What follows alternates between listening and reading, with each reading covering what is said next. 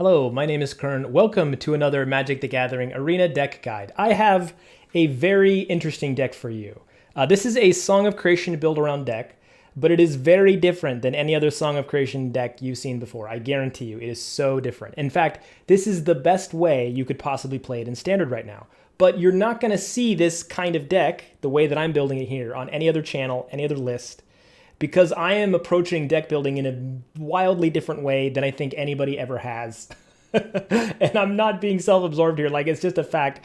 I think there is a sixth archetype of Magic that I've been calling Draw to Win that is distinct from combo. It looks very different.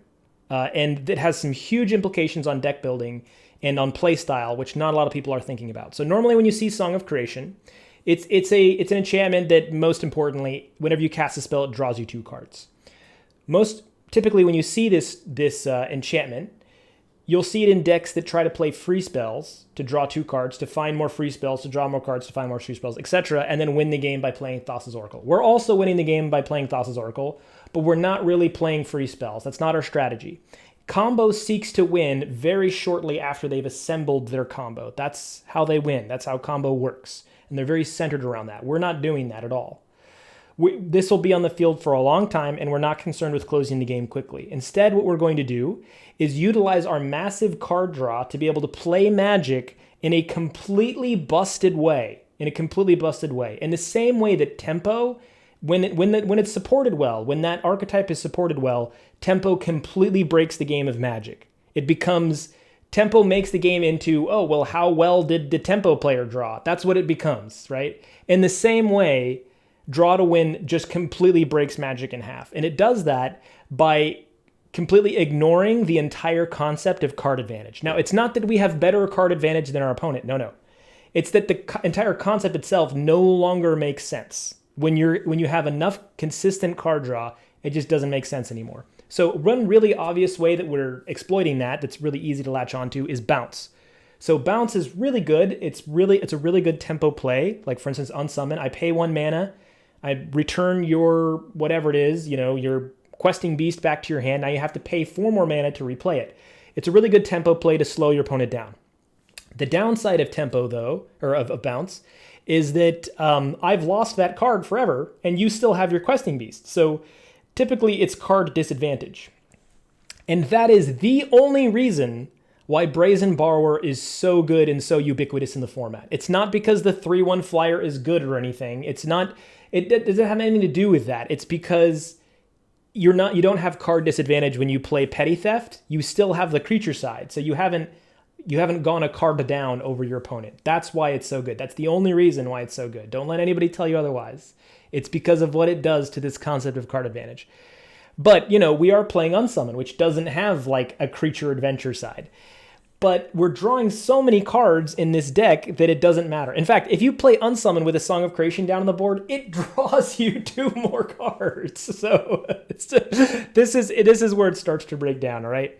Now, I've had previous versions of this list on my channel. This is the best one so far, and it's for a very important reason. The combo-style version of this deck that plays free spells gets around interruption and enchantment removal by winning very quickly, but we're not doing that, which means that we're more vulnerable to to disruption and enchantment removal. Thank you to Kaldheim, we now have ways to deal with that. So we can foretell Saw It Coming, for example, to hold up a counter spell on our opponent's turn that doesn't get discarded by the song's discard trigger. At the beginning of your end step, discard your hand is what it reads, right? This is the reason why this enchantment isn't completely broken on its own, because it has this enormous downside. But we can foretell protection. So protection in the form of Saw It Coming, and also Depart the Realm. Depart the Realm, amazing card. I just talked about how important Bounce is, but it hits literally everything. Very often we want to bounce our own cards, like Merfolk Secretkeeper, so that's good. But this is a form of protection. We can bounce this back to our hand if it gets targeted with enchantment removal. Also, Behold the Multiverse is another way that we protect, or at least have insurance. It's not protection directly, but it's insurance. So if our opponent plays, say, a Gem Raiser, targets the song, in response, we can Behold the Multiverse, draw 2 cards off the song trigger, and then scry 2 and draw 2 more. And then when we untap, we're going to draw another card. So overall, we're seeing 7 cards from the time that they targeted our song with their Gem Raiser. That's huge insurance. Typically, if your song gets removed, you have no cards in hand, and now you're on top decks, and you've just basically lost the game, most likely. But with Behold the Multiverse, that's huge insurance. If not to find another song, then to find something that can keep us in the game. That's why we're playing all 4 copies. You will see no other deck that's a tier 2 or tier 1 list that's going to run like probably any copies of Behold the Multiverse, much less all 4. But it's very good for us, not just for that reason, but also because it helps us find the exact card we need in the moment. And in the early game, it helps us fix our opening hands, find our lands, color fix, and maybe even find our Song of Creation as well. Okay, let's dive into the games. I'm going to let the games speak for themselves, but there are 3 interactions I really want to go over just in case they don't come up in the games that are really critical. If you just picked up this deck right now, it would not be obvious at all to you what these 3 complicated interactions are that are critical to the deck. And that's a thing about Draw to Win also, is that typically one of the ways that you can take advantage out of insane amount of card draw in going through your deck is that you can have really complicated synergies and interactions that you normally couldn't afford to play in a deck, because each card needs to be able to stand on its own in a typical deck. But in Draw to Win, we can play with high synergy in mind, complicated micro combos, and we can also add little silver bullets, and reliably draw into them when we need them. So here's some complicated interactions. Depart the Realm has a very interesting interaction with Underworld Breach. Now, Underworld Breach will give you access to your entire graveyard by giving all of your cards in your graveyard the escape cost of exile 3 cards, plus their normal mana cost. And it has this downside that at the beginning of each of the end step, you have to sacrifice it. However, you can bounce it back to your hand with Depart the Realm. But it gets complicated because you also have this discard trigger that's going to happen at the beginning of your end step. So what you need to do is, at your end step, put the song trigger on top so it resolves first, then discard your hand, then play a Depart the Realm either from your graveyard or from the Foretell Zone to bounce the Underworld Breach back to your hand. What that'll do is it'll put the Breach back in your hand so you can play it again next turn. It'll draw you 2 cards off of Song, which you get to keep because the discard trigger has already resolved. And then, importantly, the Depart the Realm will go in the graveyard, right? So you can do that same trick again next turn. And so for the low cost of 2 to 4 mana each turn, you have access to all the spells in your graveyard if you need them. That's really important interaction sometimes. There's also this interaction between these 2 cards here, Underworld Breach and Stonecoil Serpent. So if you play Stonecoil Serpent for 0, it'll die right away and it'll get to go back in the graveyard. That means you can replay it if you have a Breach down on the board for the cost of 0 mana plus exiling 3 cards from your graveyard. And you can do that over and over and over again as long as you have cards to pay for the cost in your graveyard. That's really important if you're looking for a specific answer or you're trying to close the game out quickly and get to the end. One final interesting interaction here that's important to know about is Ox of Agonis and Song of Creation. So Ox, great card to have against rogues, but also we're just going to be discarding a lot. It's a nice way to gas our hand back up, and sometimes the body can be relevant. When it enters the battlefield, it makes you discard your hand, and then you get to draw 3 cards. However, if you have a Song on the field, when you cast the spell, you'll draw 2. Then when it enters the battlefield, those 2 get discarded, and then you draw 3 cards.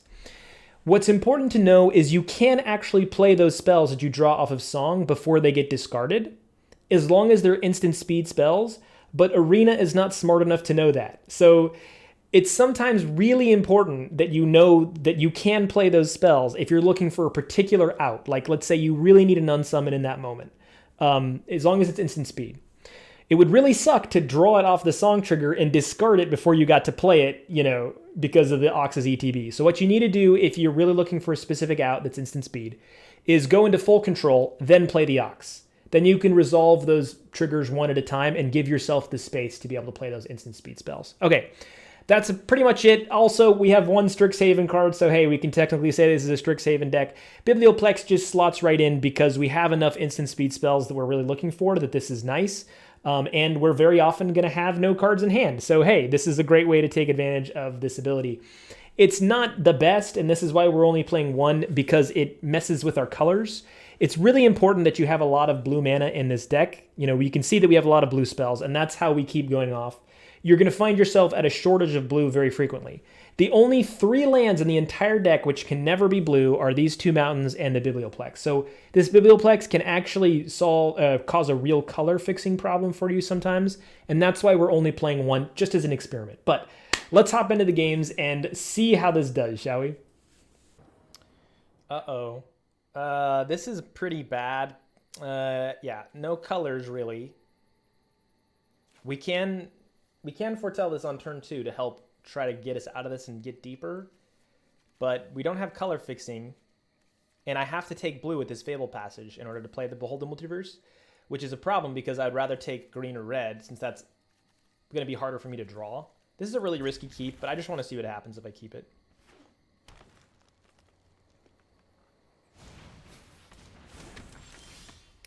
Okay, well, there's some blue. Do I want to play this, though, fetch green or red so that I can... No. We're just going to play this as blue. And then we'll play this later. It means that we might not be able to turn 3 Stonecoil Serpent, which would be ideal. But we're probably going to be turn 3 Beholding the Multiverse anyway. So Underworld Breach. So we have a Brazen Borrower for their Lovestruck Beast to put them behind by another turn. Oh, they have tapped land anyway. Come on, untapped land. Nope, okay. Do I foretell another Behold the Multiverse, or do I just cast one now? Because I could top deck another land. But if I don't, I'm going to regret not having cast Behold the Multiverse now. So before I play the Fabled Passage, let's just cast this and see if we get an untapped land.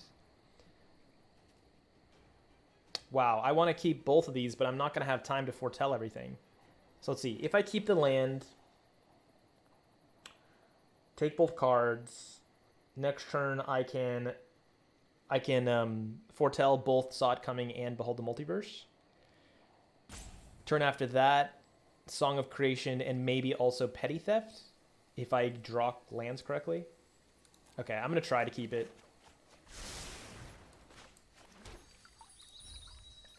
Discard a card. Let's discard the Breach.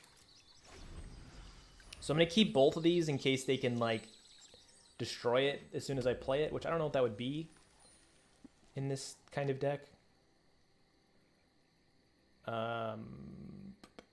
Yeah, I don't know what they would play that would destroy it right away. Well, what's the spell that deals with Embercleave? That's what they would play. Okay, we're going to fetch red because it's more likely we're going to top deck green. Not that it matters.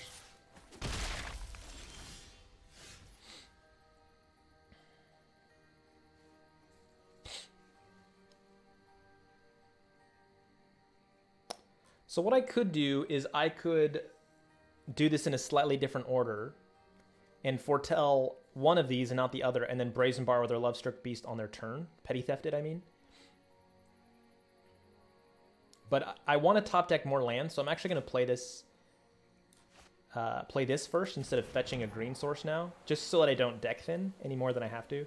And I guess I will foretell this in case I'd rather counterspell something they play than bounce the beast. So my hope is that next turn I play this song, you know, and I top deck another land here so that I can still foretell this Behold the Multiverse. I actually don't think that matters as much as holding up protection with this card.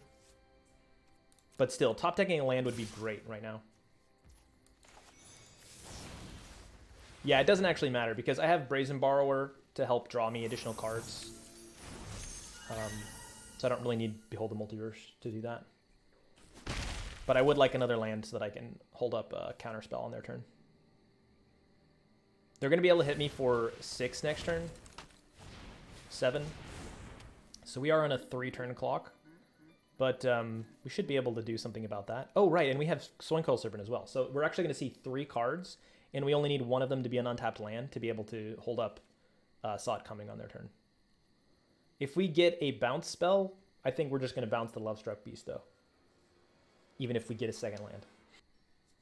I could also play Stonecoil Serpent as a 1/1, and then chump out Lovestruck Beast for a turn. That's an interesting thought. Okay, there's the bounce spell. So I have to play this to fetch the green.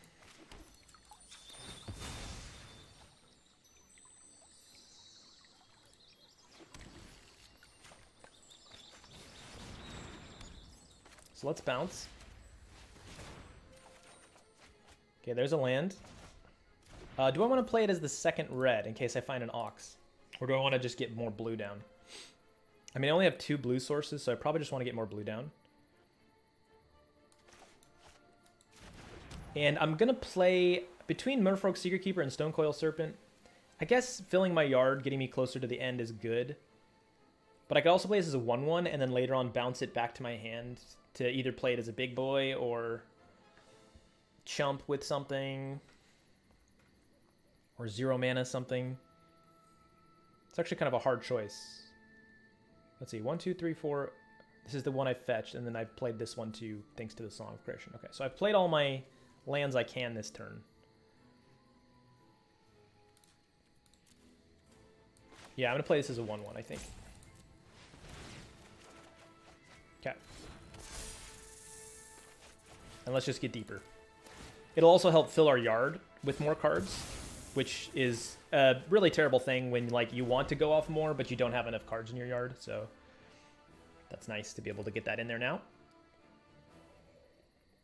And then from now on, we're going to be trying to hold up 2 mana to be able to counterspell something. Okay, and what would you like to do to that Stonecoil Serpent? They're hovering it. I think they'd probably replay their Lovestruck Beast. And so next turn, we probably just chump with our Stonecoil Serpent, flash in the Brazen Borrower, and hold up Sot coming. Brazen Borrower will be a 3-power threat in the air, and also draw us 2 more cards.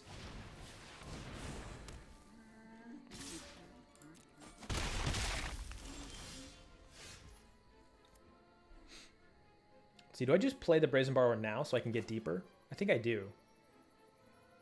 It's not as good because I'm going to have to discard cards, but I could draw into bounce and keep frustrating them.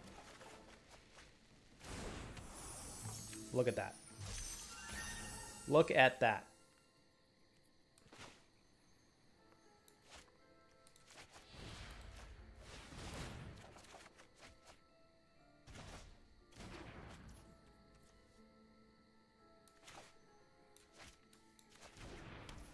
Okay, and then we're just going to pass so that we can hold up this Sod coming.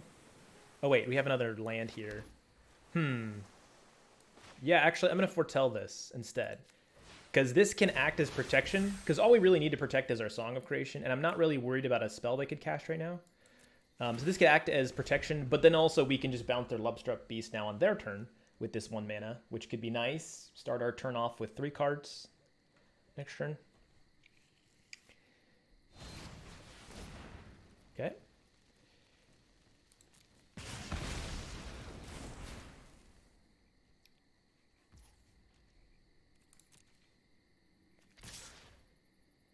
So hopefully they don't play the Giant here because that's going to cost me 2 life to bounce it, and then they can, you know, stomp me again. It's a really bad bounce target. I guess I might just bounce my Stonecoil Serpent. Make a big old blocky boy. Yeah, let's do that.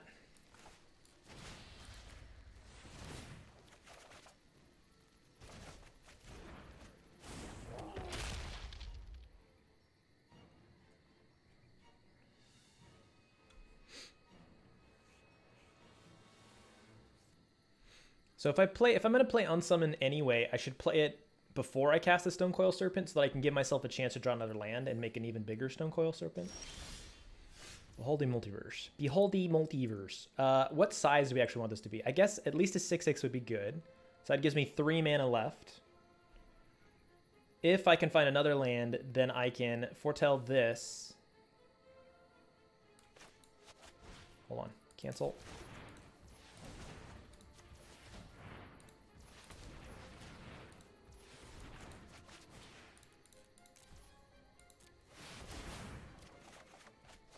There we go. There's another untapped land. This time I think I'm going to pull out red because I do want that double red eventually. This might be my last chance to do that. So we're going to foretell this. And now we're either going to be bouncing something on their turn. Or no, I mean counterspelling something on their turn or drawing a lot deeper into our deck. So bye-bye Unsummon. Let's see. It would be nice to get a Underworld Breach now at this point. Really, we've only seen 1? Wow. I guess we do play 3 copies, not 4, but still.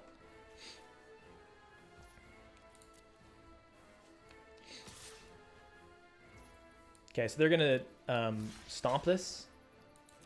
Is that worth counterspelling? It probably is, because it robs them of a 4-power body and it keeps this around as a blocker.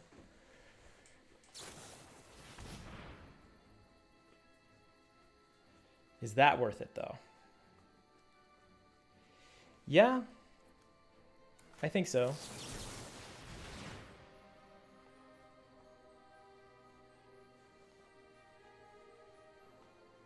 They probably have another removal spell. That's fine.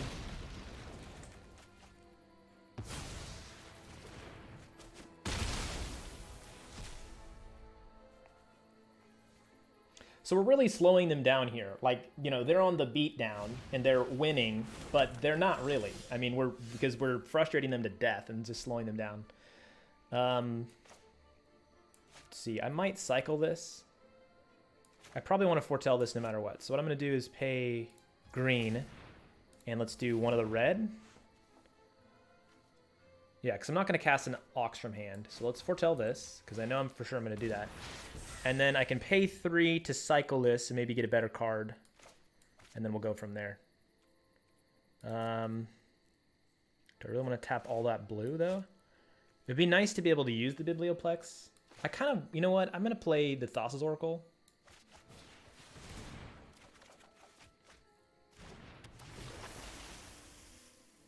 Second song.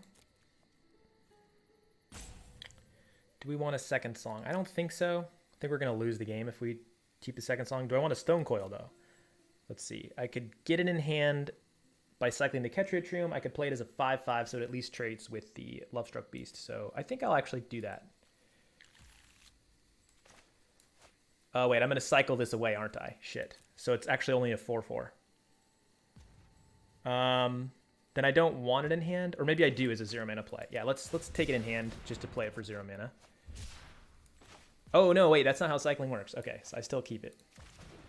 So I'm going to play it as a 5/5.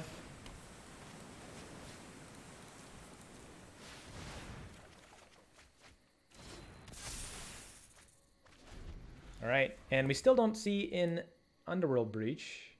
Do we have another Thassa in the bin? We don't. So there are 2 Thassa, I believe, left in the deck and 2 Breach. Okay, they're ramping. That's slow. We're happy about that play. I'm going to replay their Lovestruck Beast. Yes. Yeah, so my opponent's pretty screwed here. There's not much that they could do to really come back from this. So let's mill ourselves for 4. I mean, this is a little bit risky considering how low we are.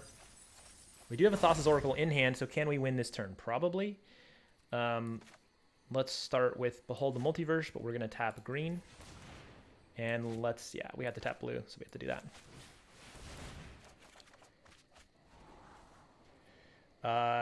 Sure. Depart the Realm is cheaper, so we'll keep that. And let's see. Let's deck thin. I actually don't know if we have any other lands in our... Any basics left. Okay, there was one. So that's a form of mill. So this would be 5, so I need to cast 1 spell first. Let's do this.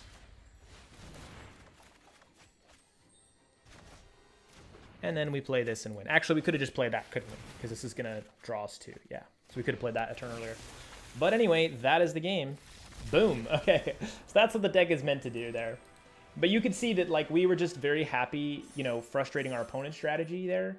And, you know, setting them back a turn over and over and over again with that Lovestruck Beast.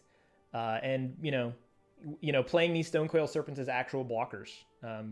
And it was nice that they removed that, they stomped that, that Brazen Borrower as well. Because, you know, we can actually present enough of a threat that they have to kind of take us seriously.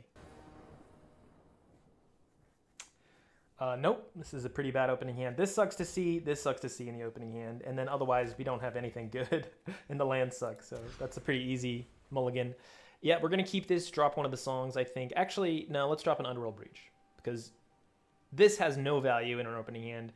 A second song could have some value if they're able to deal with the first one, but only if they deal with it before our end step, which is weird. That would be usually that'd be a misplay if somebody did that, like before you had to discard your hand.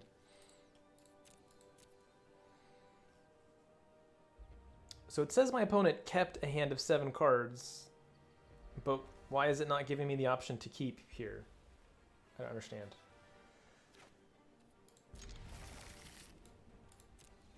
So I'm going to fetch blue to start. Or maybe I should fetch red because it's more likely I'll get an untapped blue on top. Nah, I should fetch blue so I can actually do stuff in case I don't get an untapped blue on top. And we don't need the red until the 4th land anyway. Okay, another plum deck. So we really want to get a Saw It Coming like as the very next card here on top so that we can foretell it and have it ready for their plum. An Unsummon.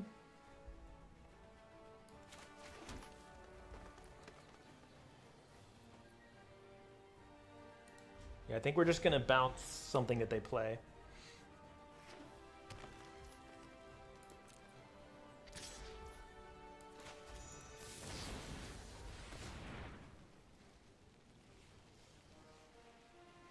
See if they're going to Village Rites it. That would be hilarious. It would deny us the Brazen Borrower, but I would be okay with that play, honestly. Because, again, their card advantage does not at all concern me when I have a Song of Creation. Card advantage doesn't even exist anymore if I have a Song of Creation down.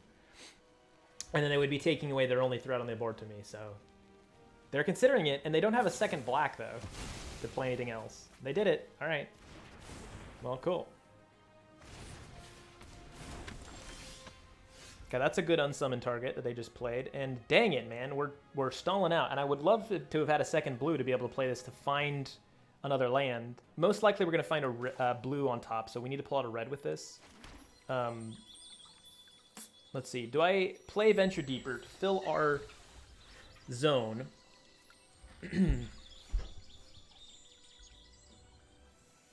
Fill our adventure zone for when we play Song of Creation, or... do I hold up Unsummon? I think it's Venture Deeper. There's the 3rd Song of Creation. So we're going to pull out red with this, so we still can't play Thassa's Oracle, unfortunately, but we have to pull out red. We don't really have another choice. I guess we could pull out nothing, because the red only matters on the 4th land, but then we still can't, you know, play Thassa's Oracle or double spell the following turn. So what's the point of doing that? What's the point of pulling out blue here? I guess the point would be if we top deck a red. Yeah, that makes no sense. Okay. So we're just going to pull out red so we have that extra mana.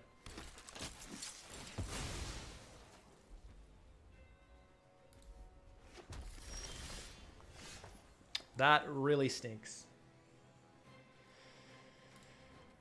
If I fill the yard more with Merfolk Secretkeeper, the problem is that our spells can't help us get lands. So, like, Underworld Breach does not solve our 4th land problem here. But it doesn't matter what land it is. Any land in our deck, you know, it could be a tapped land. It could be a Ketria Triome exactly that would prevent us from casting Song of Creation next turn. But otherwise, we're good to go. So I think I'm just going to hold up Unsummon for when they play Lovestruck Beast, instead of playing down my Merfolk Secretkeeper or my Venture Deeper as my one play. I think that's bad. I don't have double blue, so maybe they'll feel confident casting this into 3 mana. We would love that if we can stall them out for an entire turn by making them replay their Lovestruck Beast. It does give them an additional 1/1 token, but we do not care. Ah, crap. Is that worth me bouncing? It might be, because I'm essentially trading 3 damage that would go at my face next turn with the 3 damage that I have to pay for the ward cost, and that makes them replay 3 mana. So this is a weird bounce, but I think it's correct here.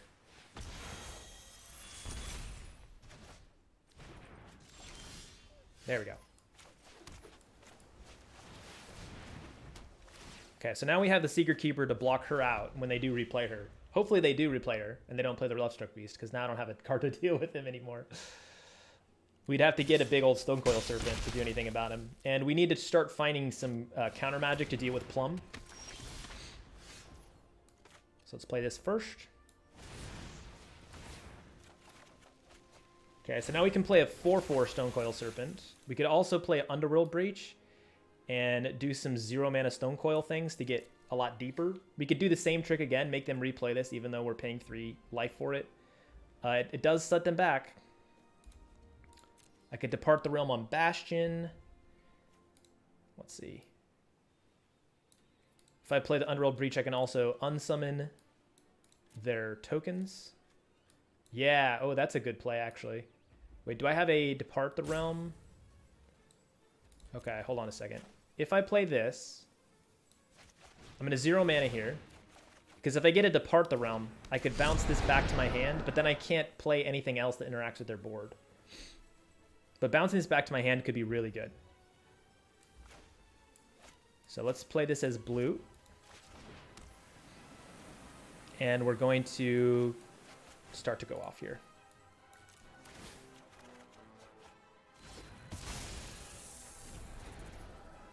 Let's see, I have to... Oh, the problem is it's not in my graveyard or in my Foretold zone. Have I played a land this turn already? I think I've only played 1 land. So if I can find another land, then I can do the combo. I can do the Depart the Realm Underworld Breach combo.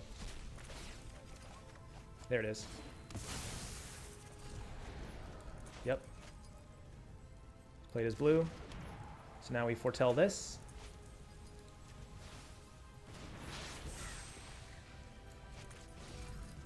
I'm going to full control now. 1. Let's do Song of Creation and Riverglide Pathway. Ooh, ooh, ooh, ooh, ooh, ooh, ooh. Come on.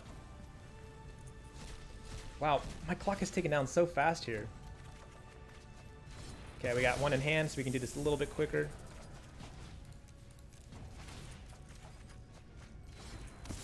What the hell? I swear the clock is like faster than it used to be. Let's get rid of a Merfolk Secretkeeper, Stonecoil Serpent, and a Saw It Coming.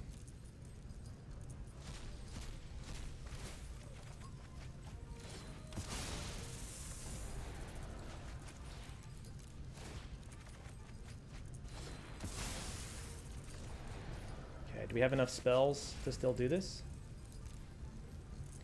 Yeah, sure. Unsummon, blah, and blah. Sure. We're going to fill our yard again so we can do this all again next turn with all these cards we just drew. There's 1 in hand. We can do this again. Okay, so I'm in full control, I believe. Am I? Maybe not yet.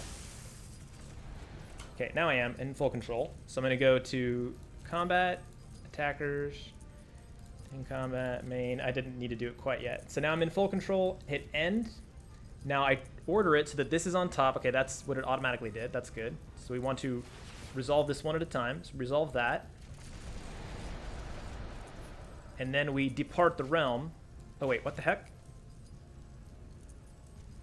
Cast it on a later turn. God dang it. Oh yeah, we don't have the mana. I was like, why is it letting me do that? Because I'm in full control, that's why. Dang it. Okay, well we can play this at least on their turn. So I can bounce that Sedgemoor Witch. And still do that play at least. We didn't get to keep our Underworld Breach, but we went through, you know, we have 22 cards left in our library. I think that was a pretty dang good turn. And do we have another Underworld Breach? We do have 2 more left in our deck.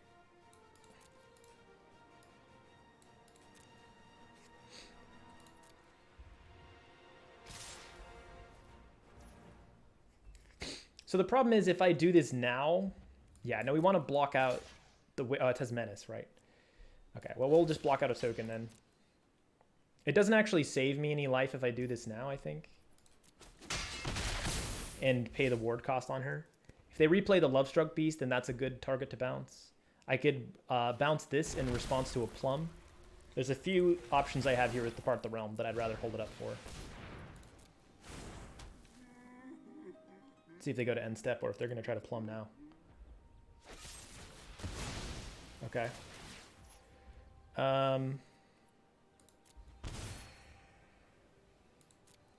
So they're getting ready for a big old Plum. We really need to find... I mean, they're wide enough that they can just kill me that way too. But we really need to find Saw It Coming and a few other cards in order to deal with this situation as it is now. If I bounce the Merfolk Secretkeeper, maybe I could win that way too. Actually, could I win next turn? Let's see here. Maybe. Let's go for it, because that might be my best bet, actually. Ox in hand is unfortunate. I want more untapped lands, please. Wow, okay. I'm kind of going all in on the win this turn strategy, but we're so close to being able to do it. Okay, so we got another cheap spell we can play. And an untapped blue. So we can unsummon Merfolk Secretkeeper in case we get another untapped blue. There it is. Now all we need is an Underworld Breach, which there's one in our graveyard, or a Thassa's Oracle, which there's only one in our graveyard. So we have a lot of outs left. I'm afraid to Merfolk Secretkeeper to mill myself, but do I have to do that in order to have a chance at winning? Because this is my last blue spell I can play. So if I play this, I draw 2, I mill 4, I'm down to 3 left in the library, and then I play Thassa's Oracle and I win. If I don't mill 4, I play this, I draw 2, I'm down to 7, I play Thassa's Oracle, I'm down to 5, and she doesn't let me win. So I have to see a breach. No, I can't be a breach. If I mill myself, it can't be a breach. That's a problem. I have 1, 2 in the yard. I have 3 total in the deck. Because breach is a potential out here, I think I'm going to... Oh, this is risky. I have to do this, though. I don't really have a choice. Yes! Oh, I made the right choice. Oh, God, that feels good. Oh, wait. Okay, don't tap that way. God damn, auto-tapper. You jerk. Nice try. There's a Thassa's Oracle in hand anyway. But just to show them, let's do it this way. 1, 2, 3. Wow. Okay, I made the right call by going for the win, because I think it would have been too much for me to try to deal with their board state, and they could have just reset and still won in the end. Wow, okay. Get wrecked, Plum.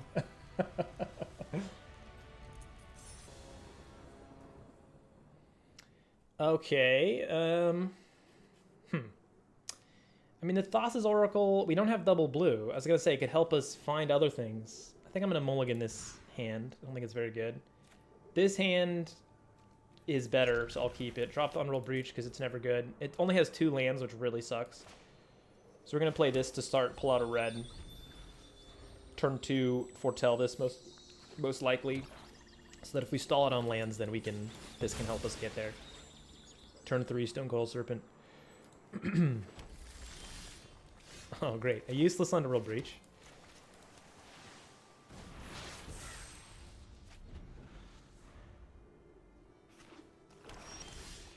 Not a land on top, so we have to main phase this.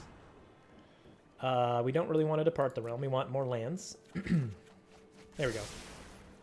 So, let's see. This is another red, which is unfortunate. I'm going to play this in case there's a good unsummon target. I might actually play this as a red for the Ox. I don't know. Okay. That's going to be a problem for us, but we can depart the realm to put that back in their hand. So now we have Underworld Breach. We might be able to replay Behold the Multiverse with it, but that's not, like, super useful. Do I play this as a red or as a blue? Probably blue.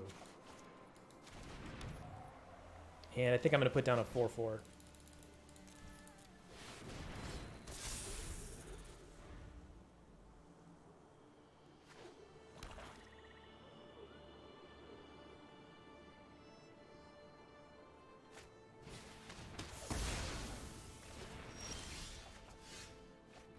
Okay, there's a green source.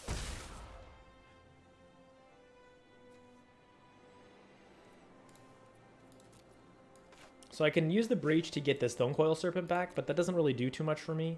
And if I wait one more turn, which necessitates me getting another land, then I can play Behold the Multiverse from the bin to try to find the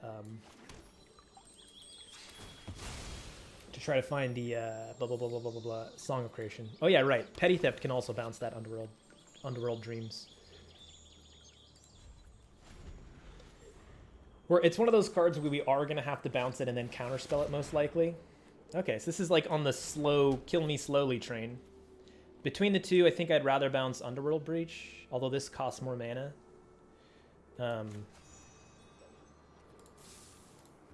Please don't tap incorrectly.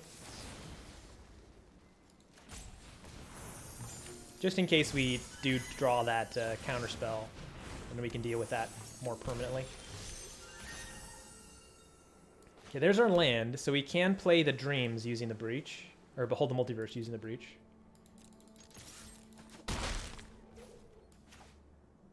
Which I think is worth.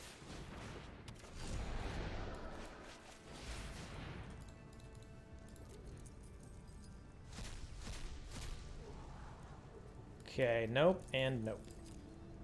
That got us quite a bit deeper. All right, Sought Coming is nice. Unfortunately, we're not going to be able to counterspell that Dreams, but that is nice to have.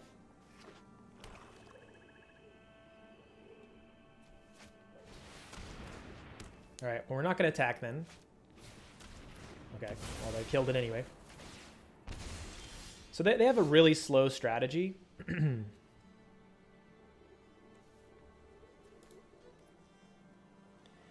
We could play the Breach to replay the Petty Theft, to bounce something that we cared about, like the Underworld Dreams, and then have Sought Coming ready to counterspell something. So what I'm going to do is tap this way, leave up as much blue as possible. And then also going to do Behold the Multiverse. And do I want this as a second red? I think I do, so that if we find that Ox, we can actually use it. And we're going to pass the turn. So now we have Unsummon if in case they do play a creature, and we have one of these two spells.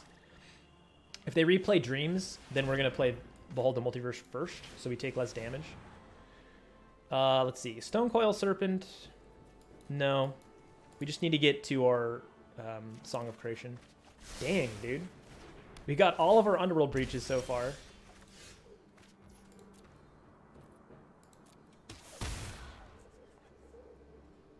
I could redo the trick where I play the Breach to play the Multiverse again.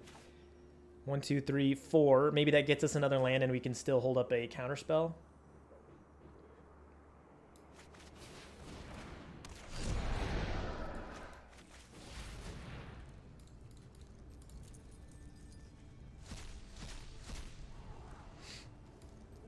I'm going to keep the Fabled Passage so that I can hold up that Sought Coming. There's the song.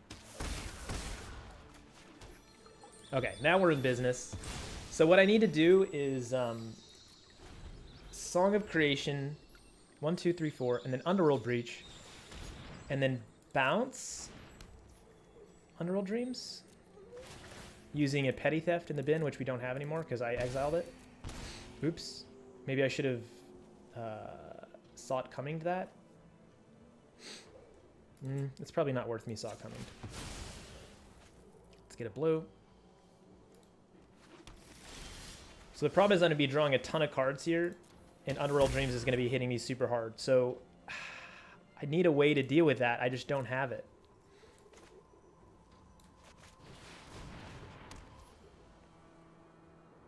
Let's see. 1, 2, 3. Let's see. 1, 2, 3 on my draw step. 4, 5 because I'm drawing more cards.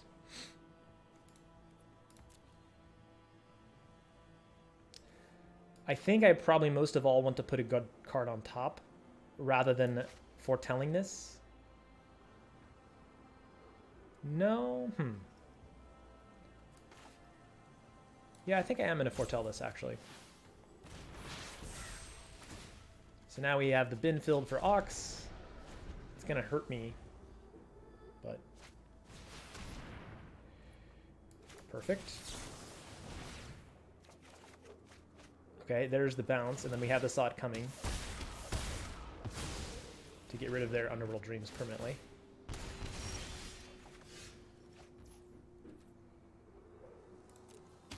Problem is, I'm going to draw 2 off of this bounce trigger.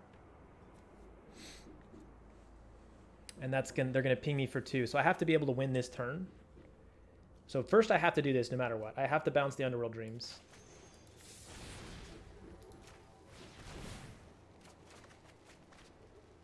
Oh wait, I think I can bounce 2 things. Okay, so now I bounce the Dogged Pursuit so that they can't do that additional damage to me. Let's tap green on their end step. That way we're taking only 1. Then I want to do another Sought Coming so that if they play another Gray Merchant, then we can counterspell both their... doesn't work that way though, because we're not going to be able to counter both the Underworld Dreams and the Dogged Pursuit. So if they have a Gray Merchant or another way to deal damage to me, and still the mana left to play Underworld Dreams, then we're just dead. Well, Gray Merchant costs 5 though, so they're not going to have the mana to do all that. So do I think I foretell this card then. Yeah.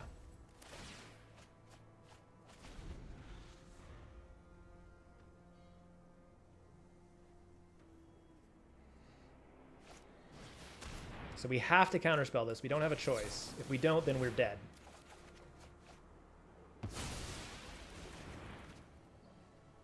Do they have another way to deal damage to us right away? No, they don't. Okay. So we might win here. So maybe do Ox first. Or maybe I deck thin first.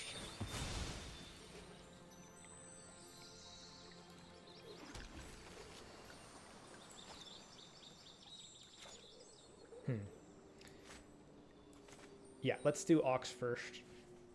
I'm gonna full control.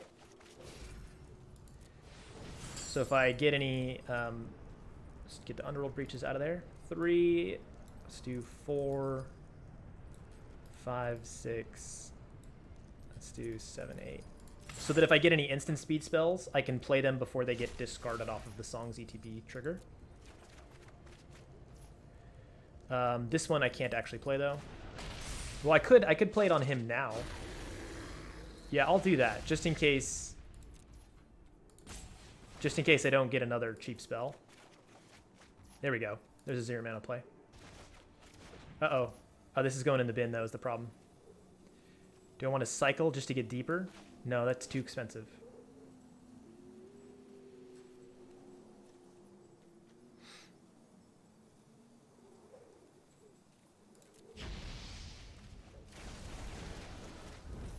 Okay, we're out of red. There's a Brazen Borrower, so we can bounce something. We can bounce the Dogged Pursuit. So they don't have inevitability anymore. Let's tap a green. There's a Stonecoil. We don't have Underworld Breach man anymore, though. Do I play this now, though? We could still win this turn. Uh-oh, there's a Thassa's Oracle. I don't know if we wanted to see that. Let's see, if I mill myself, I'm going for it. I don't have time to calculate whether or not this is actually possible. I'm just going to go for it. Okay, I need to take off 4 control. We're down to 7, so yeah, I think we got this now.